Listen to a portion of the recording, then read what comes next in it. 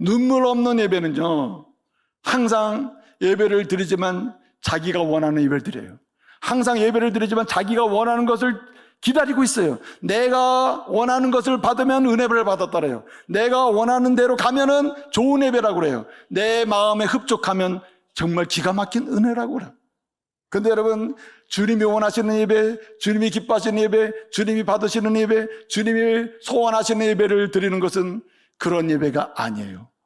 하나님이 원하시는 예배, 눈물이 있는 예배임을 믿으시기 바랍니다. 눈물이 있는 예배. 여기 복임이라고 그랬어요. 길갈에서 복임으로 올랐다 그랬거든요.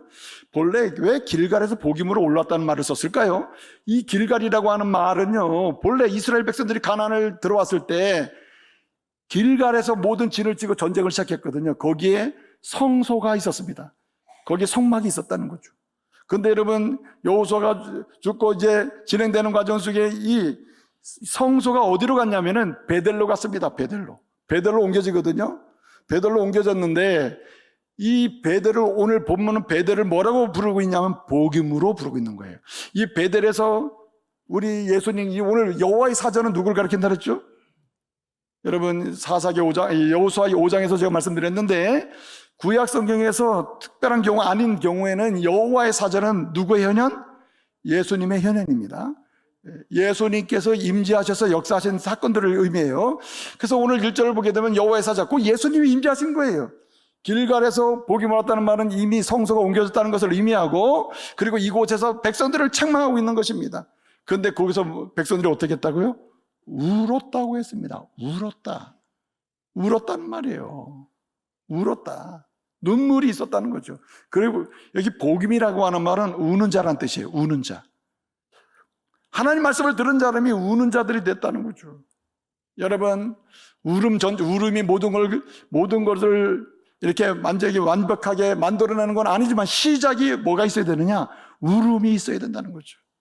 여기 울음이라는, 내가 잘못했다는 시인이요, 울음이라는 것은, 운다는 말은 내가 잘못한 시인이요, 나는 죄인이라는 시인이요, 나는 연약하다는 시인이요, 부족하다는 시인이요, 나 같은 죄인이 없다는 시인이요, 하나님의 은혜가 아니면 안 된다는 시인이에요.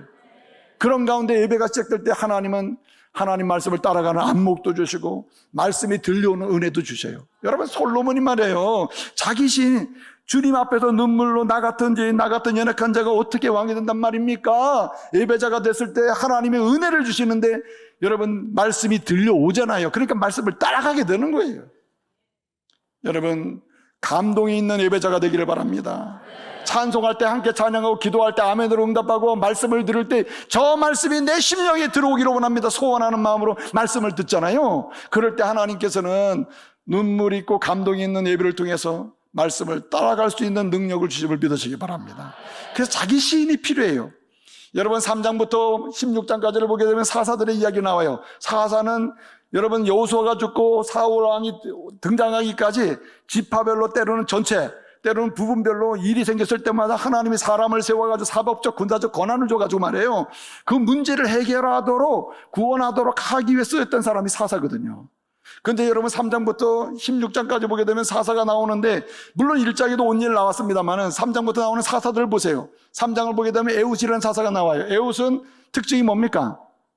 에웃 사사, 왼손잡이 에웃이라고 했거든요. 왼손잡이 에웃 사사라는 말은 왼손을 잘 써가지고 오른손 잘 쓰고, 야, 그 사람 뛰어나, 이걸 설명하는 게 아닙니다. 3장에서 여러분, 왼손잡이 에웃이라고 하는 말은 오른손이 불구라는 거예요.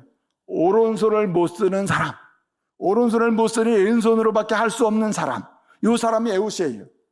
그 여러분, 4장을 보게 되면 드보라가 나와요. 드보라는 여자의 남자예요. 여성이죠. 그 시대의 여성은 카운터도 안 들어가요. 개수에도 안 들어갑니다. 그냥 숫자에도 들어가지 않는 사람이 여성이에요. 그런데 여러분, 결혼하잖아요. 그러면 아예 존재 자체가 사라져버려요. 누구의 사람으로? 남편의 사람이에요.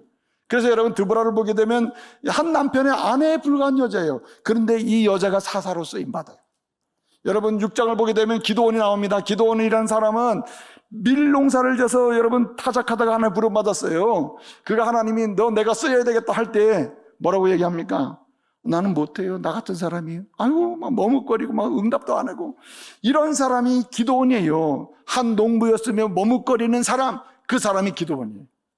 여러분 11장을 보게 되면 10장에 보면 입다라는 사람이 나오거든요. 입다는요, 정말 사사로서 이스라엘을 구원하는 일에 크게 쓰임받은 사람이잖아요. 그런데 말입니다, 입다는 출신이 뭡니까? 그 엄마가 기생이에요. 기생.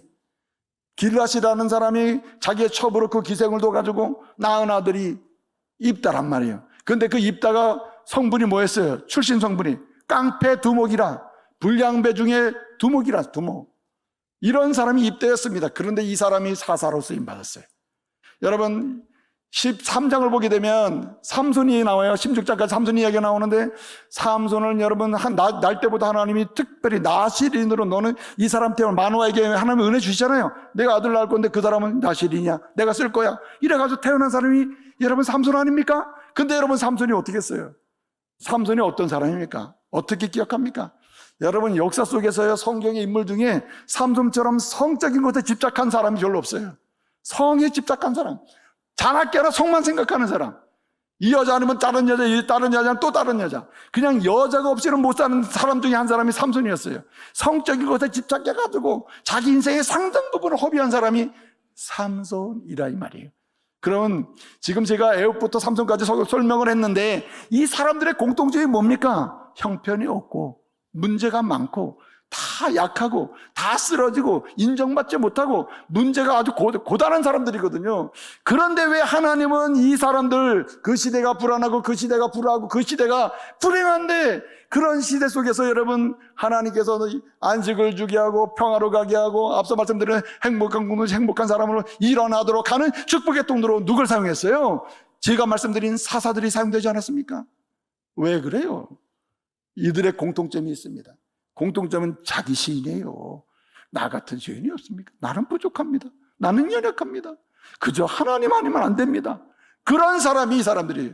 여러분 중에 우리 교회 성도는 한 명도 그런 분 없겠습니다. 어젯밤에 계속 야동 보다가 막 그냥 잠들었다가 막 이러다가 아주 음란한 거 보고 막 이러다가 오신 분도 있을지 모르겠어요. 그런데 여러분 이 자리에 와 있죠. 여러분 어떤 마음입니까? 하나님 어제 야동 보고 은혜 받았습니다. 오늘도 또 예배도 통해 은혜 받았습니다. 이런 마음이에요? 하나님 내가 진짜 지금 저 자신이 생각해보던 비참합니다. 내가 어떻게 그 한밤중에 정말 그 고요하고 잠자면서 하나님의 은혜를 받을 시간에 그냥 못된 건 다 보고 맨날 이렇게 인생을 허비하고 있는지 모르겠어요. 주님, 나 같은 죄인을 용서하시고 그래도 십자가에 죽으시고 나를 자녀 삼으신 그 주님 감사합니다. 앞으로라도 이런 마음은 죽여주시고 경건한 마음도 주시고 은혜로운 마음 주옵소서. 여러분 이렇게 기도하고 이 자리에 앉아있는 분은 은혜 받을 줄로 믿습니다. 그 사람이 누구예요? 삼손이라, 이거 삼손. 그러니 여러분 그런 믿음으로 눈물로 예배드리면서 나 같은 죄인이 없으면 시인하는 사람은 하나님이 반드시 말해요, 축복의 통로 되게 하실 줄로 믿으시기 바랍니다. 여러분 하나님의 손에는 불가능이 없습니다. 불가능이 없단 말이에요. 또 한 가지 오늘 여기 말씀 보면요, 이렇게 눈물의 예배자가 되는 게 중요하고요. 두 번째는 오늘 우리가 읽은 6절부터 10절까지를 보게 되면 한마디로 이렇습니다. 오늘 6절을 보게 되면 전에 여호수아가 살아있는 동안에, 특별히 여호수아 후에 장로들이 생존하는 그 동안에 그들이 어떻게 했습니까? 가서 하라는 대로 땅을 차지하고, 그리고 7절을 보니까 뭐라 했습니까? 그들은 뭡니까? 여호와를 알고 여호와를 행하신 큰 일을 기억하는 그들이 있는 동안에는 여호와를 어떻게 해요? 잘 섬겼다고 했거든요. 그런데 여러분 8절에 보니까 여호수아가 110세에 죽었다 그랬어요. 그 다음에 9절을 보니까 뭐라 했습니까? 여호수아가 죽고 나서 딥낫 헤레스의 장례를 치렀다고 했습니다. 헤레스라는 말은 태양이라는 뜻이거든요. 딥낫이라고 하는 말은 부분, 폴션, 부분이라는 뜻이에요. 부분. 태양의 부분. 태양은 아닐지라도 태양같이 빛나는 인생을 살았다? 이렇게 해석할 수 있는 이런 곳에다가 그런 이름으로 해가지고 거기에 장례를 치렀다. 그러니까 여호수아는 참 훌륭하게 인생을 살았다는 얘기죠. 그런데 그 여호수아가 10절을 보니까 그 여호수아뿐만 아니라 그 여호수아와 함께 살았던 사람, 여호수아 죽고 나서 생존했던 장로들, 여호와의 큰일, 예컨대 만나의 기적이나 여러분 메추라기의 기적이나 반석에서 물 나오는 생수의 기적이나 홍해의 기적이나 출애굽의 기적이나 말이에요. 이런 기적 저런 기적, 하나님의 큰 은혜를, 요단을 걷는 기적이나 이런 기적을 다 본 사람, 그 세대가 오늘 10절을 보니까 전 세대가 다 죽은 후에 다음 세대가 일어났는데 다음 세대를 뭐라고 불렀어요? 다른 세대가 일어났다 그랬어요. 다른 세대. 여러분, 앞선 세대가 있고 다음 세대라는 말은 이해가 되잖아요. 넥스트 제너레이션은 이해가 돼요. 근데 지금 다음 세대가 아니라 다른 세대라고 한 거예요. 다른 세대. 다른 세대가 왔다. 다음 세대가 아니라 다른 세대라. 영어로 하면요, another generation이 아니에요. different예요. different. 다른 세대라는 말은 연도상으로 이미 앞에 세대가 있고 그 다음 세대는 다른 세대일 수, 이런 말을 가능하죠. 그런데 말입니다, 오늘 본문에서 다른 세대는 different generation이에요.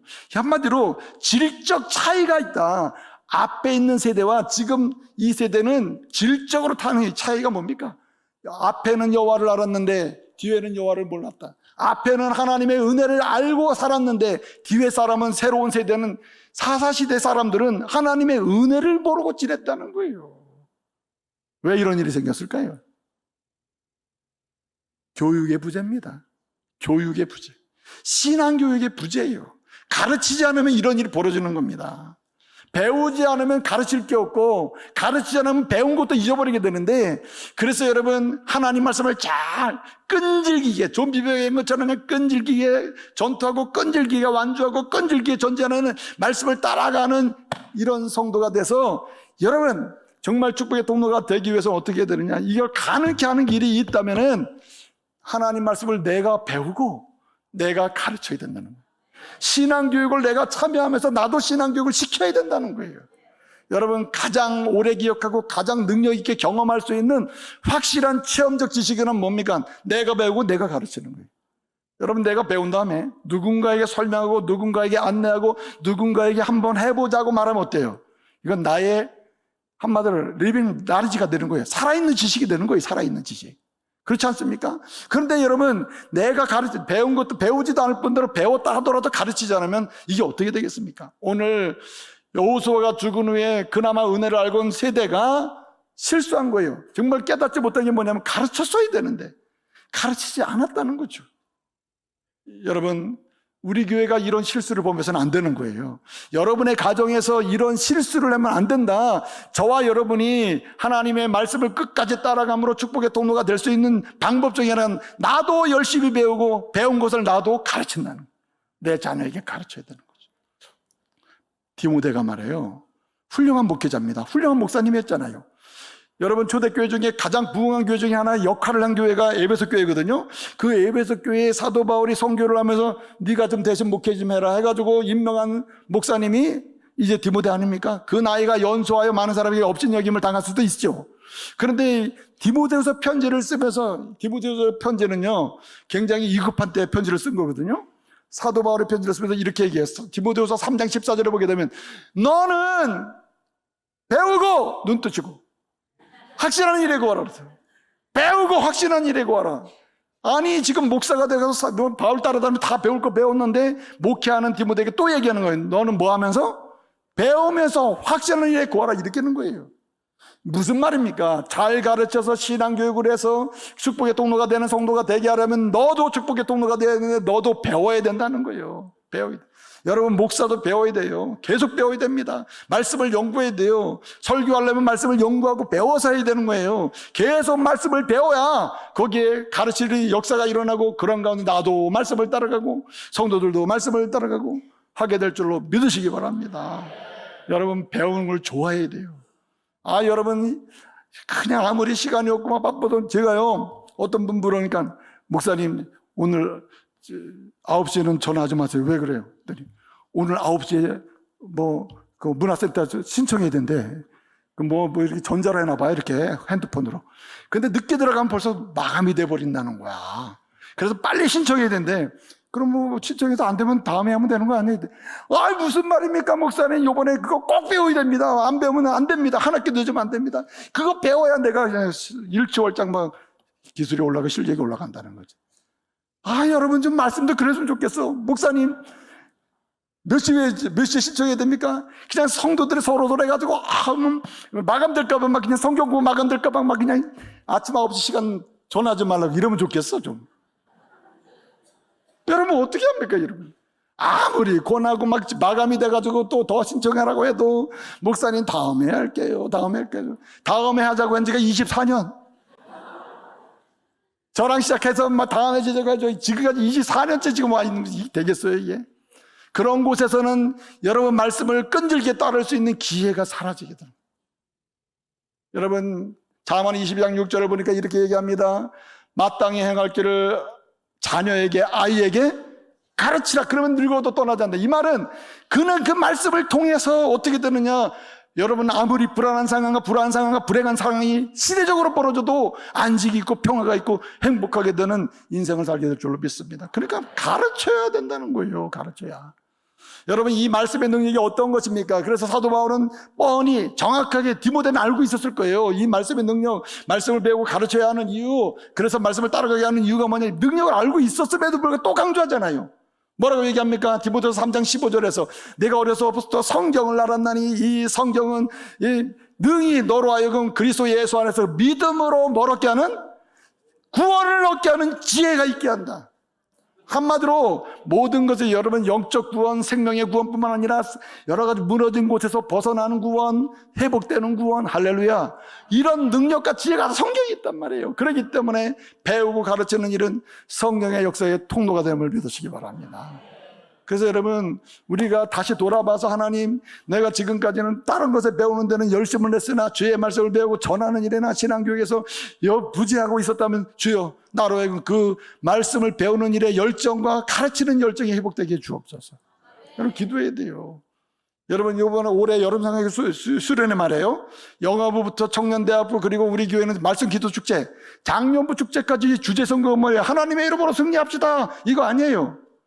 그 출애굽기 15장 2절 말씀 보게 되면 뭐라고 합니까? 여호와는 나의 힘이시요 노래시며 구원이시로다. 그는 하나님이시니 내가 그를 찬송할지어다. 그는 아버지 하나님이시니 내가 그를 뭐하리로다? 높이리로다. 이거 무슨 얘기예요? 하나님과 그 말씀을 알면 알수록 그는 힘이 있고 노래가 나오고 그는 구원의 역사를 경험하게 되는, 여러분 안식과 평화와 행복의 역사가 일어날 줄로 믿으시기 바랍니다. 그 배우고 가르치는 게 대단히 중요한 거예요. 이런 일에 힘을 써야 되는 거죠. 여러분 주일학교, 성경학교가 영아부가 금주부터 시작되고 17일부터 대학부 수련회가 시작되고 그 다음에는 뭡니까 유년부, 초등부, 그 다음에 또 대학부 수련회가, 청년부 수련회가 진행되고 작년 수련회가 진행되고 교사대학이 진행되게 되는데, 여러분 나의 자녀는 주일학교로, 나는 말씀과 기도 축제로, 교사는 말씀과 교사대학으로 여러분 신청해가지고 마감되는 역사가 있기를 바랍니다. 또 내가 또 전화해가지고 좀 해보세요. 이렇게 설교를 했는데도 그러면 되겠습니까?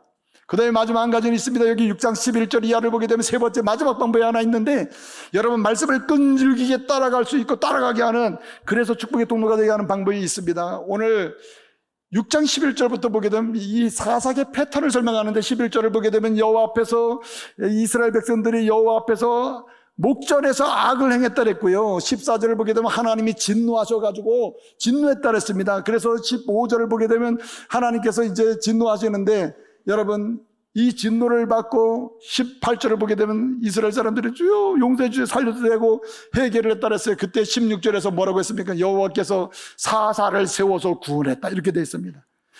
그런데 19절 보게 되면 그 세웠던 사사가 죽고 나니까 또 뭐 했다 그랬습니까? 또 다시 범죄하고 또 징계받고 또 이런 일이 반복됐다, 이런 얘기 나와요. 이건 무슨 얘기입니까?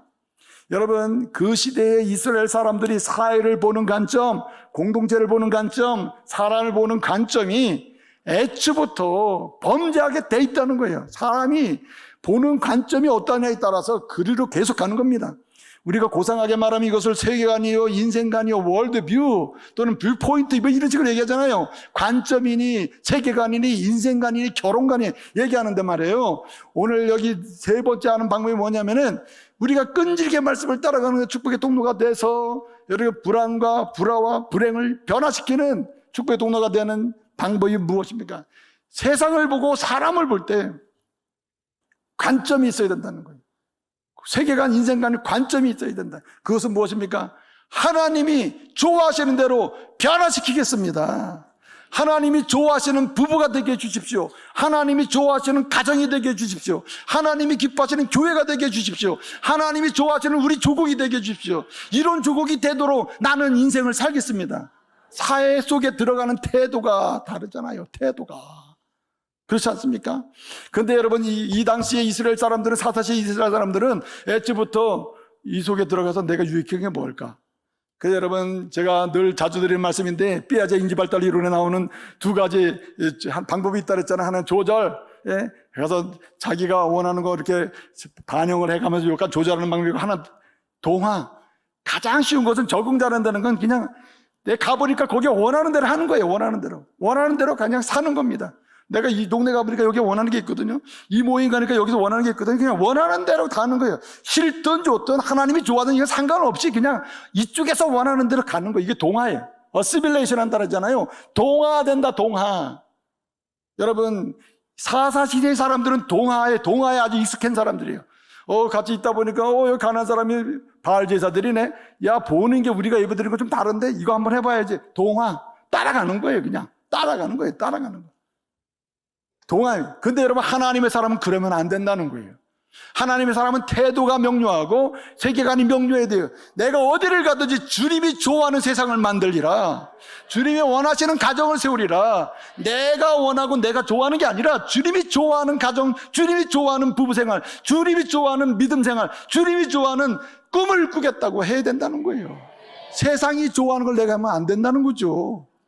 그럴 때는 나도 망하고 사회도 어둡게 만드는 거예요. 불안한 세대를 더 어둡게 만들고, 불행한 시대를 더 어렵게, 더 불행하게 만드는 것이죠. 그래서 여러분, 동화를 잘하는 사람은 적응을 잘한다는 말은 들을 수 있으나, 한마디로 크리에이티브 맨은 될 수 없어요. 창조적인 사람은 될 수 없어요. 이 시대는 창조적인 사람이 필요해요. 하나님이 좋아하는 세상을 만들어가는 사람, 하나님의 말씀대로 가정을 세워가는 사람, 하나님이 좋아하시는 대로 인생을 세워가는 리더십을 키우는 부모예요. 이런 부모가 필요한 거지. 세상이 하는 대로 따라가면서 그렇게 만들어주는 사람이 필요한 게 아니에요. 그 모든 것은 어떻습니까? 세상이 만들어주고 원하는 대로 하는 것은 다 불안과 불화와 그리고 결국은 자기중심적이기 때문에 불행의 역사를 거듭할 수밖에 없는 거죠. 그러나 처음부터 끝까지 나는 하나님이 싫어하는 건 절대 안 하리라. 하나님이 좋아하시는 대로 가정생활도 하고 부부생활도 하고 직장생활도 하고 내가 사업도 하고 하나님이 좋아하시는 그런 패턴과 방법을 따라 나는 가리라. 그런 목적을 가지고 살리라. 여러분, 마태복음 5장 13절에서 주님은 이렇게 말씀하셨습니다. 뭐라고 말씀하셨습니까? 너희는 세상의 소금이다. 14절에서 주님 말씀하셨으면 너희는 세상의 빛이다.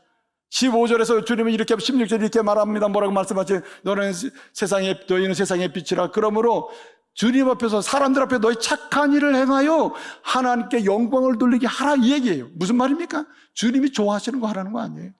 소금과 빛은 주님이 좋아하는 거 하는 거예요. 여러분, 내가 좋아하는 가정을 만들면 반드시 불안한 일이 생기게 돼 있어요. 내가 좋아하는 부부생활을 하려고 하잖아요. 여러분, 한 시대는 좋지만 한 시대는 또 문제가 생기는 거예요.